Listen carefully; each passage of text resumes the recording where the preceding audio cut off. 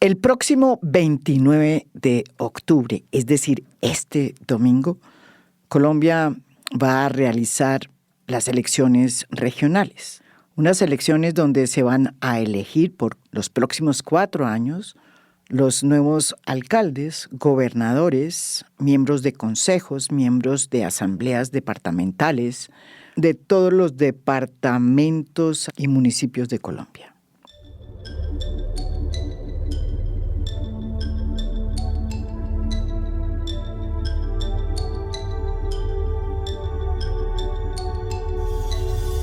Hace 4 años, podríamos decir que el gran triunfador de estas elecciones fue un partido, la Alianza Verde, porque dentro de lo que conocemos como el voto progresista independiente, logró abrir un espacio que no había en el escenario político regional y obtuvo triunfos importantísimos, como por ejemplo, Claudia López, su candidata, ganó en Bogotá. Jorge Iván Ospina, miembro también de ese mismo partido, Alianza Verde, ganó en Cali. Y fenómenos nuevos que suscitaban toda suerte de admiración, como el de Carlos Mario Marín en Manizales, el actual alcalde de Manizales, pues también ganó por cuenta del Partido Verde. En Bogotá ese partido, la Alianza Verde, arrasó en el Consejo y logró poner 12 concejales, una cifra sorprendente para un partido nuevo que pues no tenía tradición y que apelaba precisamente al voto de centro-izquierda, independiente. Hoy el escenario pues es distinto, sobre todo a partir del triunfo de Gustavo Petro en las elecciones presidenciales, que es el primer presidente de izquierda que llega a gobernar el país y que pues ha suscitado también un cambio en las fichas del ajedrez político. Y la gran pregunta es cómo es que eso va a incidir en estas elecciones regionales. Y sobre todo, ¿qué va a pasar con los que triunfaron hace 4 años y hoy tienen perspectivas distintas? Y eso, sumado al hecho de que en estos 4 años se han casi que quintuplicado la cantidad de partidos que sirven hoy para dar avales. Hasta el expresidente Samper, liberal, tiene hoy su propio partido, el Poder Popular. Y la gran pregunta que muchos nos hacemos es si en estas elecciones van a pesar más esta multiplicidad de nuevos partidos o las estructuras políticas, muchas de las cuales ya están integradas en lo que se conocen como clanes políticos, que funcionan con un pie en la legalidad y otro en la ilegalidad, como ocurre con clanes como los Géneco, cuya jefa máxima es hoy prófuga de la justicia, Cielo Géneco. Y pese a que es una fugitiva hoy, es muy probable que salga elegida la candidata de los Géneco a la gobernación del Cesar, Elvia Milena San Juan. Esta es, además, unas elecciones donde ya sabemos muchos de los nombres de los alcaldes y gobernadores desde tiempo atrás. Digo algunos. Ya se sabe, sin ningún problema, que Alex Char va a volver a ser alcalde de Barranquilla.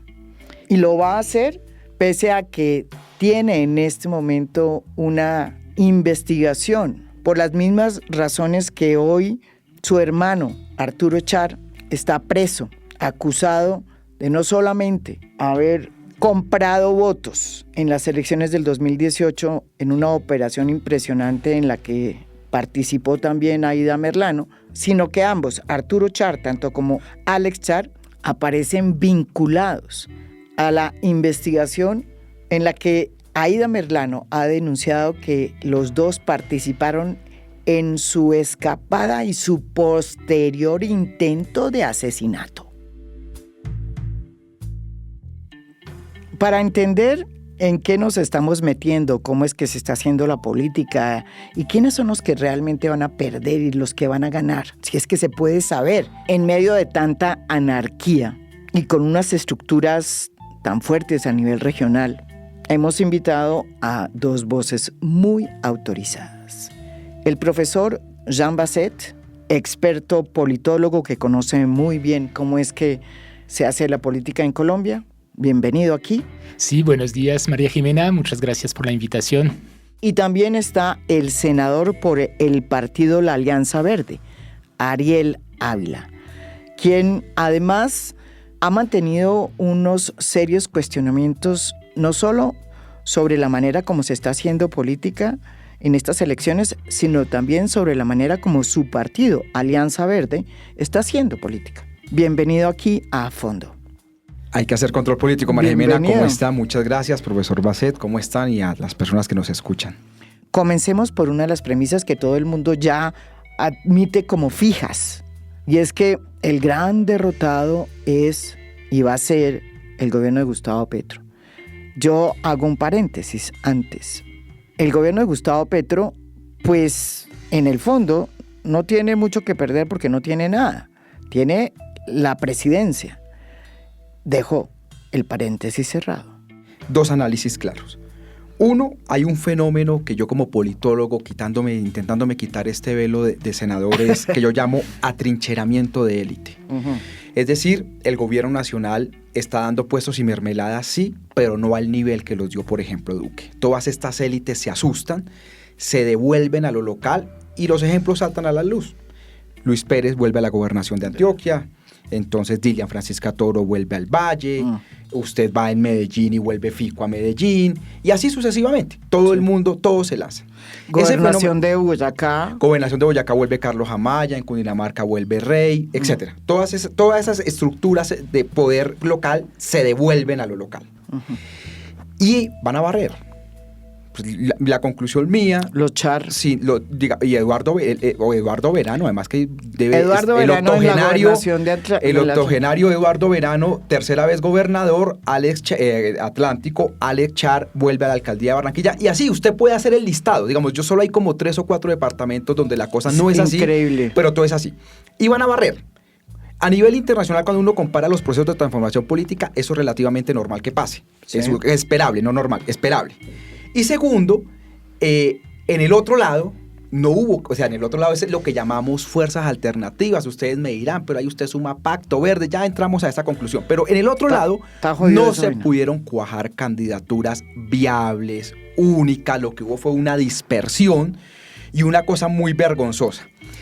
Pero incluso ese fenómeno de atrincheramiento de élite es tan duro que hay unos 4 o 5 departamentos que yo personalmente estoy impresionado. Es decir, donde los enemigos tradicionales se unieron y hay candidaturas donde van a barrer el 80-90% sin ningún problema. Por ejemplo, Erasmo Zuleta en Córdoba.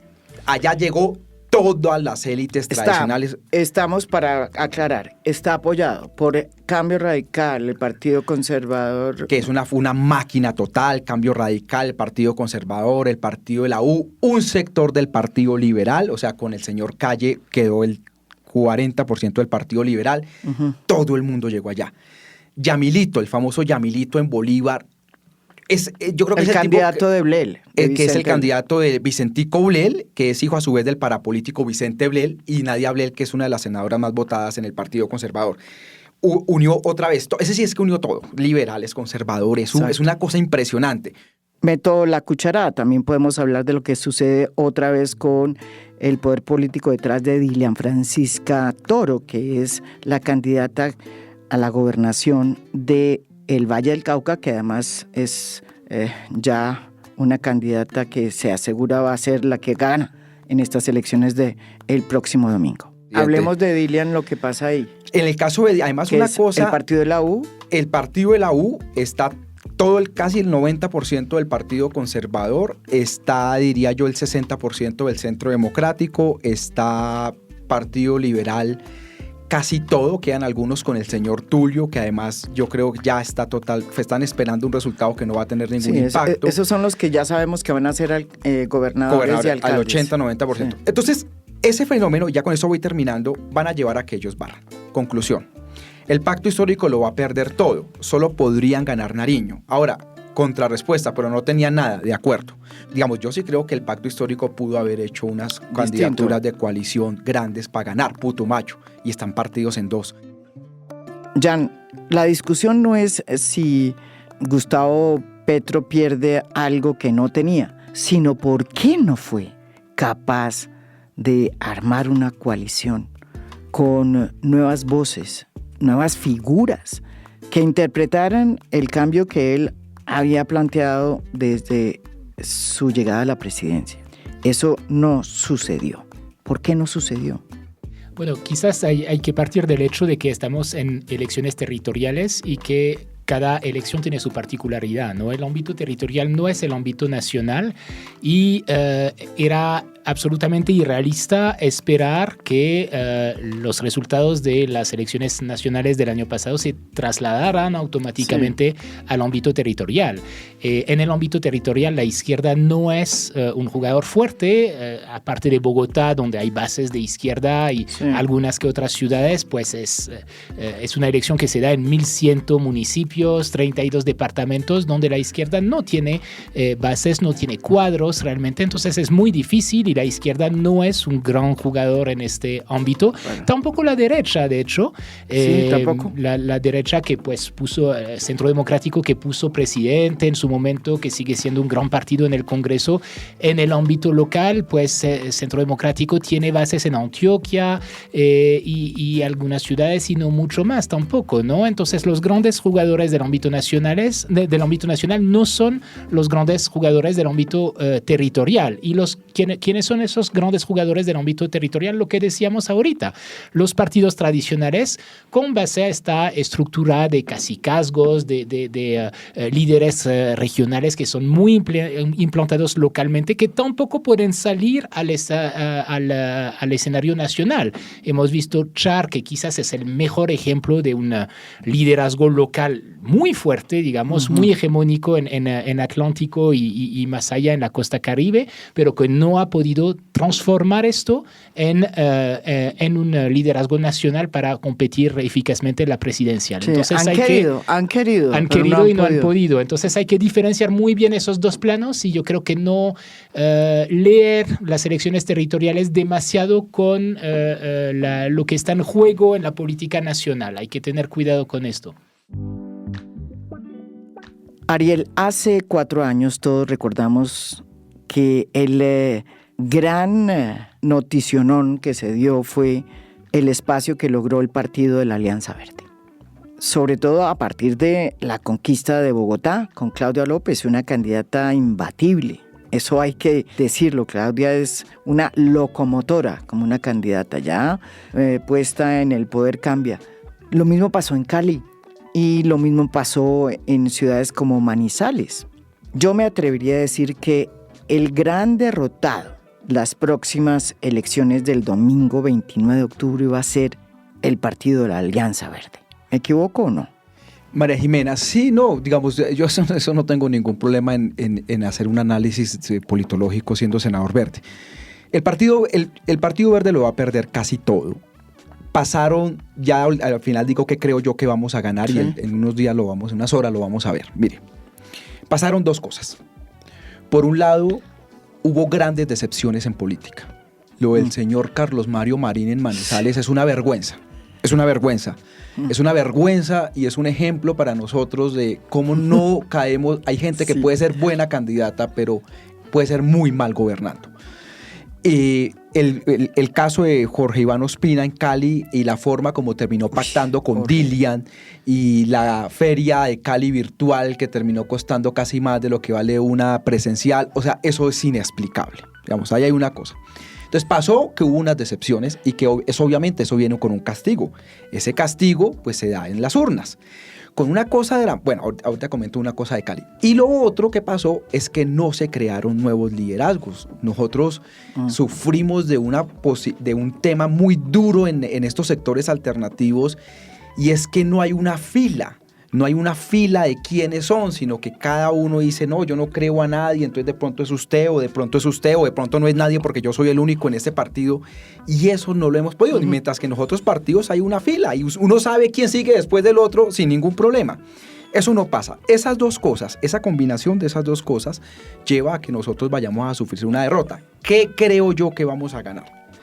Y van a perder Bogotá. No, se pierde Bogotá y Cali, no, pero ni en Bogotá ni en Cali tenemos candidatos siquiera, o sea, no decidieron no competir en realidad. Decidimos no competir. Pero eso es lo que es absurdo. No, Sí. eso es una cosa absurda porque además una cosa que yo siempre peleé es la lista al Consejo nuestra sin un candidato a la alcaldía o candidata es imposible. O sea, es que eso es, diría Bolívar, arando en el mar y edificando en el aire. O sea, la única forma de uno tener una lista muy competitiva es que haya alguien que la jale, que la pueda tirar. Pero bueno, y eso va a llevar a que perdamos los dos grandes baluartes que nosotros teníamos, que es Bogotá y que es Cali, digamos. O sea, esos dos los vamos a, obviamente Manizales también, pero digamos, esos dos es lo que, vamos a ganar otras cosas. Yo sí creo que Casanare. vamos a ganar Casanare con César Zorro, que poco importa, digamos, en el número de votos. Seguramente vamos a ganar Villavicencio con Juan Camilo Chávez. Seguramente vamos a ganar Boyacá.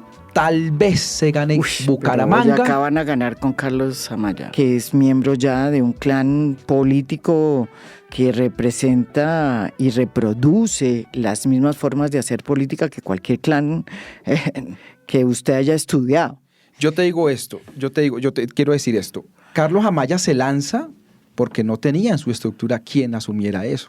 Y él sabía que esto que le está pasando, que todos esos cuestionamientos le iban a pasar porque no había, digamos, eso es otra vez la crisis de que no hay nuevo liderazgo ni nada. Y tal vez hayan dos cosas más, Bucaramanga, con Carlos Parra, que es posible que se dé, y haya una cosa más tal vez en Huila, de resto no se va a ganar más nada.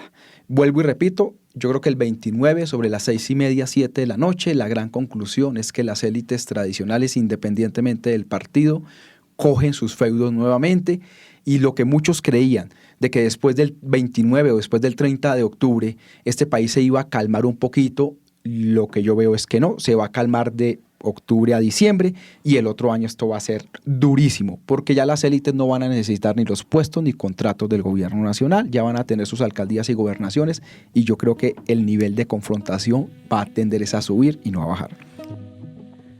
Jan, ¿por qué crees tú que Claudia López, que además llegó con tanta cantidad de votos y arrastró una lista de 12 concejales que en este momento están viendo un chispero porque no tienen candidato, ¿por qué no dejó candidato? ¿Y qué va a pasar entonces con toda esa cantidad de concejales? ¿Qué va a suceder? Hay quienes dicen que de esos 12 van a quedar por lo menos 7, porque no tienen candidato que jale esa lista en el Consejo. La Alianza Verde efectivamente fue la gran ganadora quizás de la vez pasada, sobre todo porque fue bien en grandes ciudades. Pero si uno mira el paisaje completo, ¿no?, de los 1.120 municipios, otra vez, insisto mucho en esto, lo que uno mira es que ahora la Alianza Verde de pronto no va a ganar grandes ciudades como la vez pasada, efectivamente, pero es uno de los partidos que más avaló candidaturas esta vez y mucho más en coaliciones que antes. Lo que significa una cosa, en realidad la Alianza Verde en estas elecciones empieza a comportarse como los partidos tradicionales. Exactamente. ¿Sí? Empieza a tener el mismo tipo de estructuras de candidatos. No fue capaz de poner candidaturas atractivas como la vez pasada en las grandes ciudades, y en Bogotá lo que pasó con esta encuesta un poco ridícula en que fue diseñada realmente para que no salga ninguno, ¿no? Muestra finalmente que el partido no pudo poner esos candidatos alternativos en las grandes ciudades, y eso le cambia totalmente el perfil. Pasa de ser una formación, un partido que jugaba mucho del voto urbano, claro. Ahora de candidatos novedosos, y ahora pues sí es en Cundinamarca Jorge Rey. Y es un partido que se comporta como los partidos tradicionales, con muchas candidaturas del ámbito rural en coalición, con posibilidad de ganar. Entonces no creo que le va a ir tan mal a la Alianza Verde desde ese punto de vista, pero ya con una imagen que es muy distinta de lo que fue su imagen en las elecciones pasadas, y entonces no sé si es lo que realmente quiere la Alianza Verde. Lo que pasa es que también para recuperar esta imagen de fuerza alternativa en lo nacional, pues la Alianza Verde debería buscar, digamos, una unión de visión que no tiene ahora, porque está dividida básicamente entre los que quieren apoyar el gobierno nacional y los que quieren hacer oposición al gobierno nacional, y es muy difícil en estas circunstancias buscar un rumbo, digamos, para el partido. En estas elecciones van a jugar un papel, de hecho lo están jugando hace mucho tiempo, los famosos clanes políticos que Ariel y yo hemos trabajado y estudiado desde hace mucho tiempo. ¿Cuál va a ser realmente el papel que van a cumplir estos clanes políticos que funcionan, repito, muchos de ellos, con un pie en la legalidad y otro en la ilegalidad? Y hablo de clanes como el clan Aguilar, como el clan Génico, como el clan Char, como lo que está pasando con Yair Acuña en Sucre, con los Merec, que pueden volver otra vez a gobernar la política de Risaralda. Y si quieren además saber de más nombres, pues busquen la serie que hicimos aquí, No Coma Cuento, vote bien.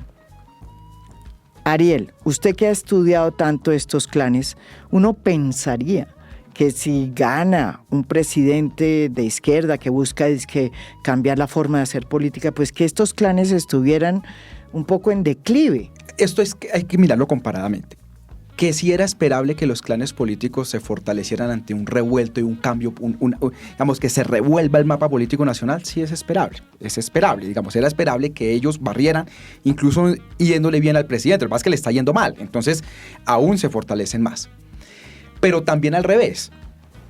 Yo creo que en muchas de estas zonas va a ser la última vez que muchos de estos clanes puedan mantener 3, 4 periodos seguidos la gobernación. Adriana Magali va a ganar en el Tolima del clan Barreto de lejos. Yo no creo que en la próxima mantengan una quinta vez la gobernación. Que Dilian va a ganar de lejos, pero que la vuelva a mantener en 4 años va a ser muy difícil. ¿Por qué? Porque el desgaste se nota. Digamos, el caso de Tulio en el Valle, no es porque Tulio sea un gran político, sino era porque mucha gente llegó allá porque era lo que no, o sea, era el antidilia. Entonces la gente terminó allá. No, porque yo incluso tengo desconfianzas con el señor Tulio que si llegara ya no es candidato, que si hubiese sido candidato hubiera ganado, hasta Dilian se asustó. Entonces, digamos, el desgaste ya cuando uno va a las regiones se nota. Usted dice que estos clanes están viviendo sus últimos estertores y que es probable que para las próximas elecciones no estén. Pero yo le pregunto, ¿no será que surgen otros nuevos clanes con las mismas estructuras y diferentes nombres, como por ejemplo el clan Amaya, que tiene tentáculos no solamente en Boyacá, sino también en Cundinamarca y Bogotá? Sí, pero le digo, por ejemplo, la gobernación en 4 años ya no va a estar en esa estructura política. Es decir, ya por el desgaste, es que hay un desgaste en esto que se va a dar. Sin embargo, creo yo que va a pasar una cosa, María Jimena. O sea, no se están renovando los clanes políticos. No van a tener. El caso de los Génico, la señora que va a ganar, pero va a estar inhabilitada en 1 año. O sea, esa señora tiene una investigación dificilísima. Pero es que surgen otros nuevos. Es decir, yo lo que te digo es, o sea, el resultado del 29 para muchos de nosotros va a ser terrible, pero digamos, esperable. Y en 4 años no va a ser así. Pero ¿cuáles son las consecuencias, 2 consecuencias de esto inmediatas? Lo primero es que a nivel nacional la confrontación política va a ser igual o superior a la de este primer año. O sea, es el cuento que tenían muchos analistas, después de elecciones todo se calma, no. Y el Congreso va a entrar en una etapa que Fukuyama llama vetocracia, de vetar, es decir, un Congreso totalmente paralizado. Todo el protagonismo que tuvo el Congreso este primer año va a ir desapareciendo poco a poco porque nada ni va a pasar, ni no va a pasar, ni se va a discutir, ni va a avanzar. Va a ser la parálisis total. 40, 30, 35 apoyando al gobierno, 40, 30, 35 totalmente en contra y 20 bailando en la mitad para un lado y para el otro dependiendo de la ley. Ese es el pronóstico. ¿Eso qué va a significar? Que el protagonismo va a estar en otros actores. Yo creo que van a ser actores sociales, ciudadanos, va a haber mucha calle. Es como lo que yo creo. No sé si ojalá tal vez me equivoque, pero el protagonismo del Congreso va a caer y va a haber una parálisis. Y lo segundo que va a pasar, además de esta confrontación, es que yo sí creo que todos estos clanes van a crear unas candidaturas presidenciales únicas. A mí no me pidan nombres, pero mire, el próximo candidato presidencial durísimo de la derecha, yo creo que ya está prácticamente cocinado. ¿Qué es va a ser, no voy a decir el nombre acá porque es darle popularidad. va a ser un exgobernador, ya todo el mundo más o menos sabe quién va a ser, eso no va a ser ni Paloma aquí, ni Miguel Uribe, ni Vargas Lleras. Entonces, Meta. ahí va a haber, va a haber un cambio en esto y ahí eso va a cambiar. Eso es, entonces, no, pero la es presidencia interesante. Yo conozco ese caso del Meta y lo estoy mirando muy bien, porque usted no lo dijo, pero yo lo voy a decir. Él es considerado él mismo y dentro de la política del Meta como el nuevo Bukele. Así se le llama a este actual gobernador del Meta. Juan Guillermo Zuluaga. Juan Guillermo Zuluaga. Y es cierto. Qué miedo el nuevo Bukele, o sea que va a haber falsos positivos, van a sacar medios de comunicación, eso es lo que hace Bukele en El Salvador. No, pero eso es lo que, así se presenta él como el nuevo Bukele. Pero mi pregunta es para Jean. Dicho lo que está diciendo Ariel, ¿no ves tú que se estén reproduciendo nuevos clanes? O sea, los clanes son un fenómeno de las elecciones territoriales, insisto. Yo no creo, yo veo muy difícil que uno pueda saltar, digamos, del ámbito regional al ámbito nacional. Realmente no creo. Si Char no pudo, o sea, Char es el clan, el mayor clan que hayamos tenido en Colombia desde hace muchísimo tiempo y pues es muy impresionante ver cómo Alex Char va a ser reelegido, pero con toda facilidad, con todos los escándalos que hubo, el caso Aida Merlano, bueno, todo lo que escribió Laura Ardila en su excelente libro, muchos, o sea, son cosas que son archisabidas, digamos, y los electores siguen votando por ellos. ¿Por qué siguen votando por ellos? Yo creo que hay que entender un poco cuál es el papel de esos clanes, ¿no? Para tener una visión, bueno, no sé si quizás no tan negativa, o por lo menos entender qué es lo que pasa. Yo creo que tienen un papel fundamental de articuladores y de vínculo entre las regiones y el centro, ¿no? Y el gobierno nacional. Y eso es fundamental. Son tramitadores de intereses regionales acerca entre el gobierno nacional y los intereses regionales. Y viven de esto finalmente, ¿no? De ser esos intermediarios indispensables para tramitar esos intereses regionales en un país muy centralista, ¿cierto? Y yo creo que es esto que se les reconoce en estas regiones. Yo creo que hay que entender esto, ¿no? Y es la razón por la cual conservan este poder político. Entonces después hay todo el tema de la maquinaria, el clientelismo y de pronto corrupción que se mete de por medio, pero pues yo creo que también hay todo este papel que hay que reconocer y que es algo que viene de la posición que ocupan estructuralmente en nuestro sistema político para, digamos, no condenar ahí desde el centro esos clanes como un fenómeno absolutamente terrible, como con una visión moralista y centralista del asunto. Hay que entender por qué están aquí y cuál es el papel que ocupan, ¿no? Pero entonces por eso es que insisto que no veo cómo podemos saltar tan fácilmente de un escenario a otro. El escenario de la presidencial es absolutamente otro. Miren que incluso Fico Gutiérrez en estas elecciones de la vez pasada, que era de cierto modo una personalidad más bien en lo local, no lo logró, ¿no? Entonces yo creo que es muy complicado que un exgobernador así logre, o reconocido como exgobernador, logre ahí competir realmente para la presidencial. Es una cosa distinta. Bueno, dicen, como dice también Ariel, que después de estas elecciones empieza la carrera por la presidencia. Y yo quisiera hablar de dos nombres que no tienen que ver con los clanes, que son estructuras específicas de las que estamos hablando, pero que podrían tener, porque la pregunta es ¿se puede hacer en política en Colombia hoy una carrera sin esos clanes? Y son dos nombres, Fico, por un lado, y Claudia López. Fico, cuando uno va por todo Colombia, uno está viendo, por ejemplo, en el eje cafetero, dice, este es el candidato de Fico. Fico ha hecho una campaña para la elección de la alcaldía de Medellín, que es casi una campaña a la presidencia. ¿Y usted cree que él renunciaría para lanzarse a la presidencia? Es que yo no creo que lo haga. Es decir, yo creo que él está por fuera del 26. Pues, digamos, sería ¿Usted cree? Sí, claro, no, sería muy responsable por parte de él renunciar. Entonces Claudia sí va a estar compitiendo sin lugar a dudas. O sea, hay unos nombres que uno ya sabe. Pero mire cómo todos están renunciando. Lo hizo Carlos Caicedo de la gobernación de Magdalena.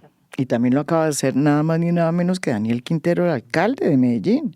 Hay unos, pues Caicedo y Quintero, y eso les va a costar. Sobre Sí, todo yo lo de creo. Quintero, eso cuesta. Eso fue Decir, absurdo. lo de eso, Quintero. pensar que No tiene Fico renuncia presentación. con un año siendo alcalde de la presidencia, creo que eso va a salir muy Estoy mal. de acuerdo. Ok, Y la no. campaña presidencial es porque la elección en Medellín quizás es la única que fue una campaña muy, muy, muy nacionalizada, vamos a decir, y yo creo que por la voluntad de Quintero, De porque Daniel Quintero Quintero. lo quiso así realmente, y es una estrategia O sea, perdedora. ¿ustedes desde creen luego. que entonces Fico no va a estar en No, no la creo. balota No, presidencial? no. Sería perder, o sea, si él renuncia para lanzarse, eso no se perdona, eso sale muy mal. No, él no va a estar.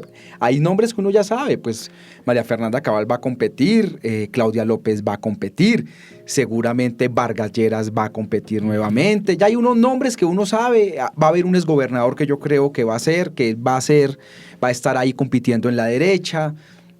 Seguramente Quintero va a competir en la izquierda y Bolívar perdiendo va a competir en la izquierda. O sea, ya hay unos nombres que uno sabe. Ahora, que si Fico, yo no creo que lo de Fico. Además, porque yo creo que es que la derecha va a estar muy congestionada, ¿sabe? Entonces van a haber 3 o 4 candidaturas muy fuertes y que un tipo renuncie para lanzarse ahí. Yo creo que ahí hay un tráfico ya pesado. Digamos, esa avenida ya está muy llena. Entonces es diferente a la avenida del centro, que está un poco más vacía, o la avenida de la izquierda, que nadie quiere pasar por ahí. Claudia va a estar en una política Sí. de centro, ¿Sí? va a estar, y va a haber alguien más. Digamos, en el centro eso no va a quedar solo para Claudia. Eso sí, pues no va a haber por lo menos 1 o 2 competidores más, que es ahí donde están los nombres que yo dudo.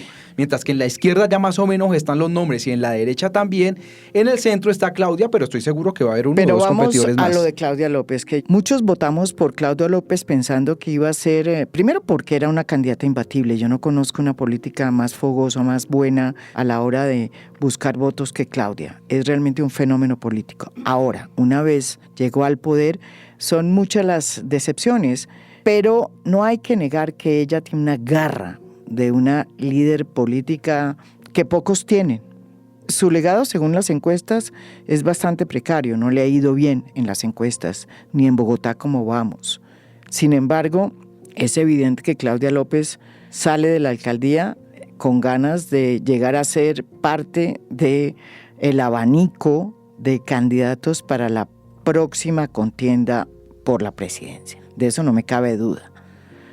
¿Cuál es realmente la fuerza política que va a tener Claudia López y qué va a pasar con su partido? Porque es un partido que ella misma ha ayudado a dividir con esta pelea entre quienes buscan un acuerdo con el gobierno de Gustavo Petro y con los que no quieren que haya ningún acuerdo con Gustavo Petro. Ella lidera junto con Angélica Lozano la parte de la Alianza Verde que no quiere tener relaciones con Gustavo Petro. Bueno, yo creo que casi todos los alcaldes, con muy pocas excepciones, salen bastante impopulares. Yo creo que les ha tocado duro. Yo creo que hay que reconocerlo también con la Claudia pandemia. le tocó la pandemia. Sí. Con todas las consecuencias que hubo que enfrentar a nivel de crisis social, económica y demás. Entonces, yo creo que hay que reconocer este panorama complicado. En el caso de Claudia López, yo creo que también ha habido un posicionamiento que le va a generar problemas para el porvenir, porque el problema de Claudia López, me parece, es que se peleó con muy buena parte de sus Los bases. partidos. Cuando, por ejemplo, salió con declaraciones xenófobas, digamos, que no van muy bien con la Alianza Verde, con su electorado de centroizquierda, urbano, cosmopolita, etcétera. Es algo que va a ser difícil de olvidar, o declaraciones ahí sobre los temas de justicia contra los jueces también, que es un tema que uno no esperaría en una política que tiene este posicionamiento. Entonces me parece que eso la deporta un poco hacia la derecha, de cierto modo, que, como dice Ariel, va a estar congestionada en las próximas elecciones presidenciales, y a Claudia le va a ser difícil volver, digamos, con lo que ha sido su electorado de cuando llegó a la alcaldía, que es más, digamos, de centro-izquierda, podríamos decir, que de centro-derecha. Entonces va a tener este problema de posicionamiento, y bueno, y entonces no solamente sale digamos, impopularidad, pero con este desfase, digamos, entre su imagen y su electorado, que no sé cómo lo va a gestionar. Después, pues, veremos un poco cómo cómo se posiciona después en la campaña, pero seguramente que va a querer competir y aún si parte con esta impopularidad. De hecho, es difícil, ¿no? Saliendo de la alcaldía de Bogotá, competir a la presidencial. Durante mucho tiempo se decía que esto era un trampolín para la presidencia. No, En realidad es más un quemadero, ¿no? Sí, ya es un quemadero. Yo le digo esto, María Jimena, sobre eso. Yo creo que aquí hay un cálculo erróneo de muchos sectores de centro, y es que danzar sobre la mala imagen de Petro les va a llevar a ganar la presidencia. La derecha va a votar por la derecha, no por el centro, digamos, eso es como yo a veces le digo, sí. Yo creo que entonces terminar siendo más uribista que Uribe, eso a mí me parece un total error. Hubo un candidato al consejo aquí en Bogotá que se atrevió a colocar una valla, sí, que ni el uribismo se atrevió a colocarla. Entonces uno como que les dice, o sea, ¿usted qué está pensando? O sea, ¿usted cree que la derecha va a terminar votando por ti? O sea, y no por el centro democrático. Es decir, yo en eso hay unos errores de cálculo. Y yo tengo una preocupación, y es el fenómeno Vargas Lleras. Yo voy a contar esta anécdota, que es la primera vez públicamente que la cuento. Llega Vargas Lleras y dice, no, tengo todas las encuestas, con un amigo mío, no voy a decir aquí el nombre, tengo todas las encuestas, este país está girando a la derecha, el tema Maduro, yo me voy para la derecha.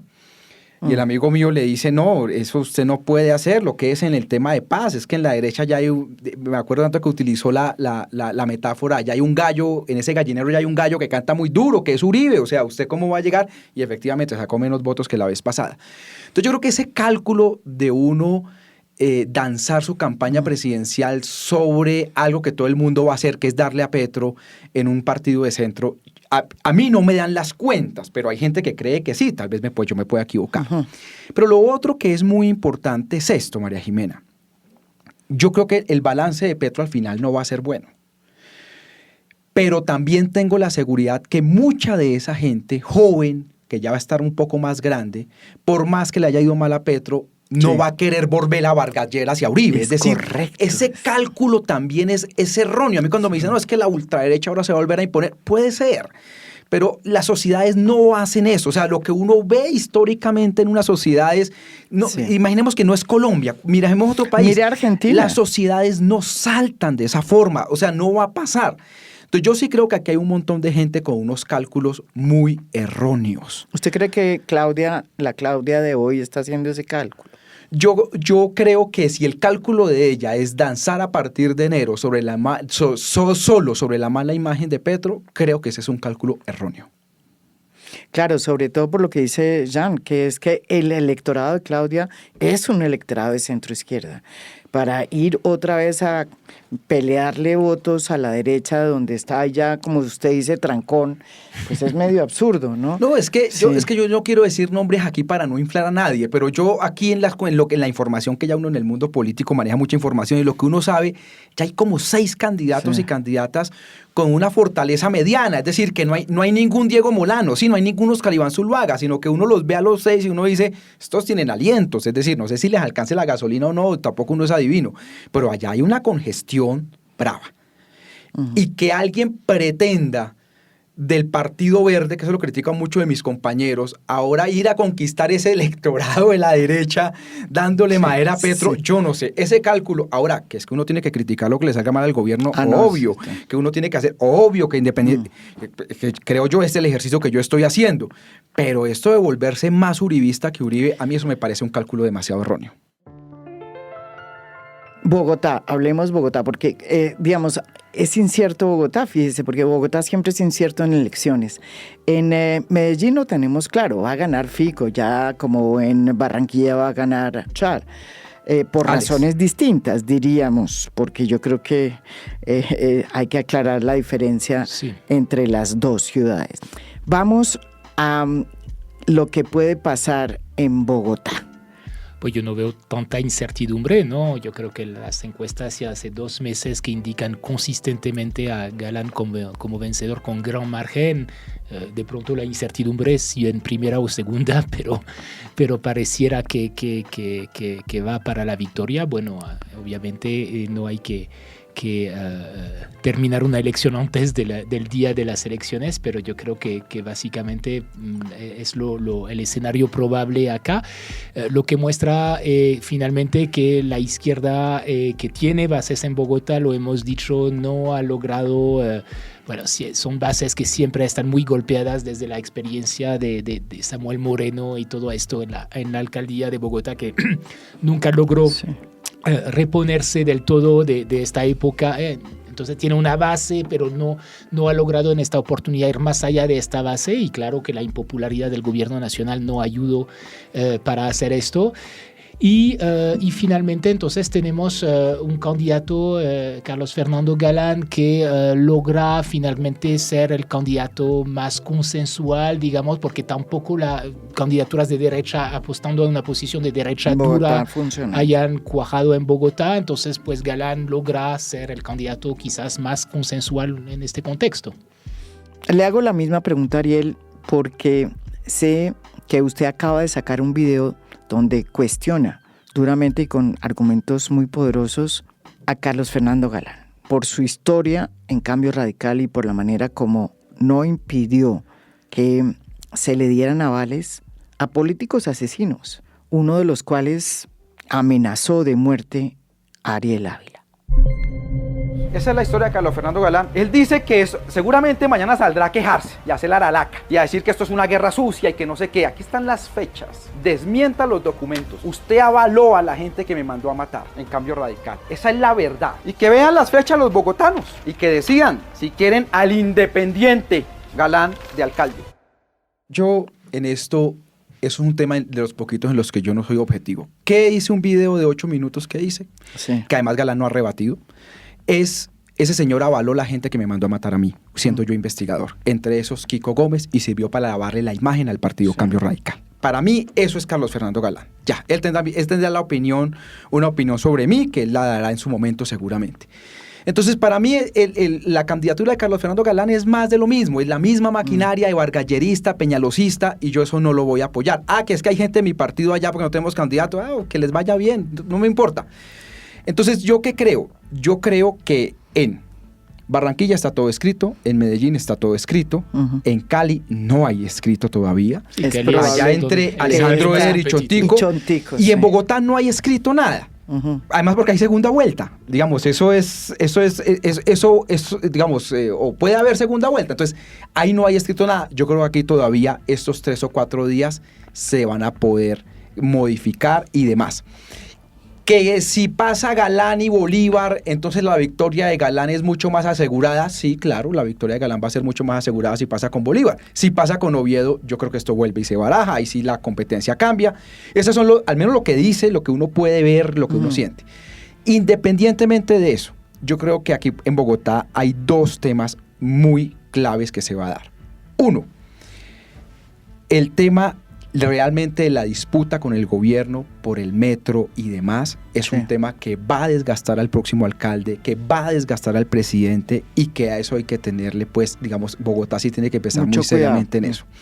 Y el segundo tema que va a tener es que digamos, independientemente si Bolívar pasa o no a segunda vuelta, va a haber una base muy de izquierda acá. Y es algo con lo que va a tener que lidiar el nuevo alcalde. Fíjense esto. Eso es cierto. El error de Claudia López es que cuando gana, pacta con Galán y no con la izquierda, y todo lo que eso le ha costado. Pregunta, ¿el que gane va a hacer exactamente lo mismo? Es decir, eso es como las preguntas que uno tiene, pero desconocer otra vez la izquierda en Bogotá, más allá de no esté de acuerdo o no, es uno de los peores errores. Vamos a ver qué va a pasar. Lo que sí le digo, María Jimena, es que yo creo que en Bogotá todavía no está nada escrito. Y claro, en Bogotá no está nada escrito porque hay también segunda vuelta. Por primera vez vamos a tener segunda vuelta. Y hay varios escenarios. Si Carlos Fernando Galán no logra obtener la votación para pasar en primera vuelta, pues tendría que ir a una segunda vuelta. Y hay 2 escenarios que surgen ahí. Si el segundo en votación es Gustavo Bolívar, el candidato del Pacto Histórico, es bastante probable, según las encuestas, que gane Carlos Fernando.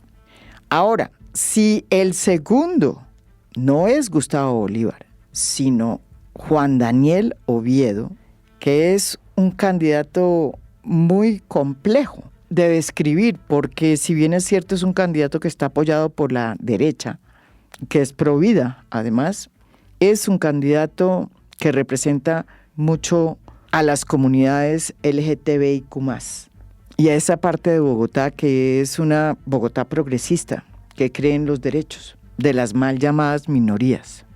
Si pasa de segundo Oviedo, ahí se le puede complicar la situación a Carlos Fernando Galán.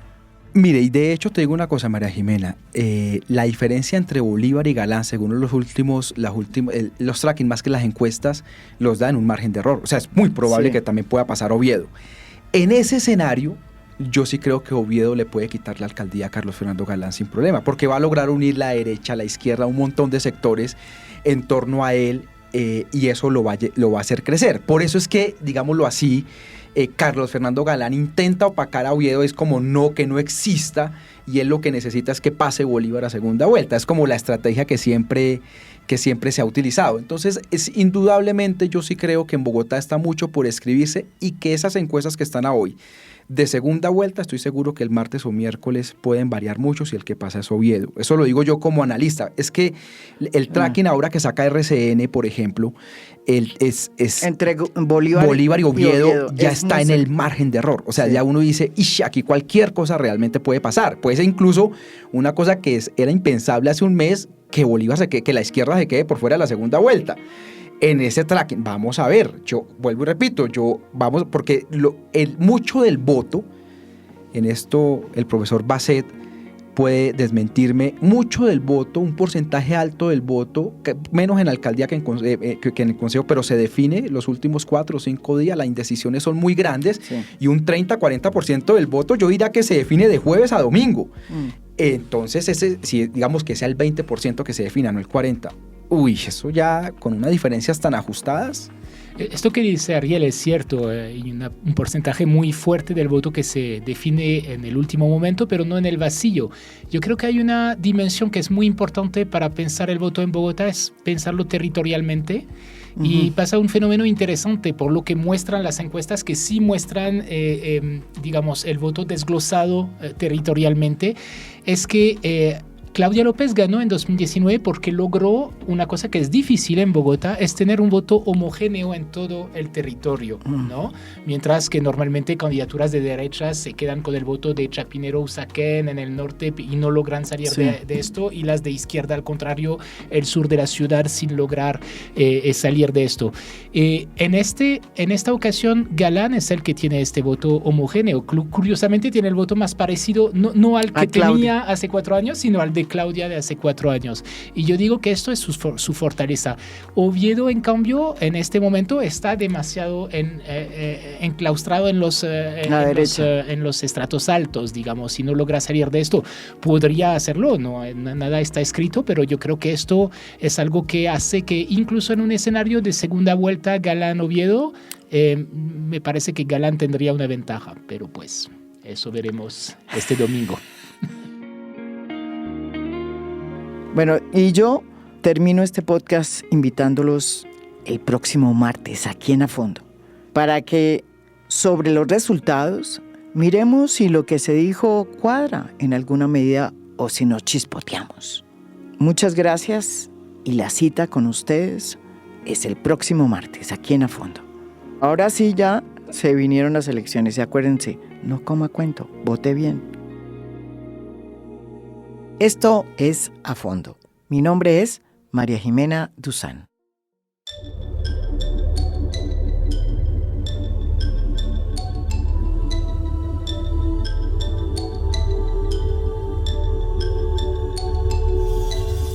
A Fondo es un podcast producido por Mafialand.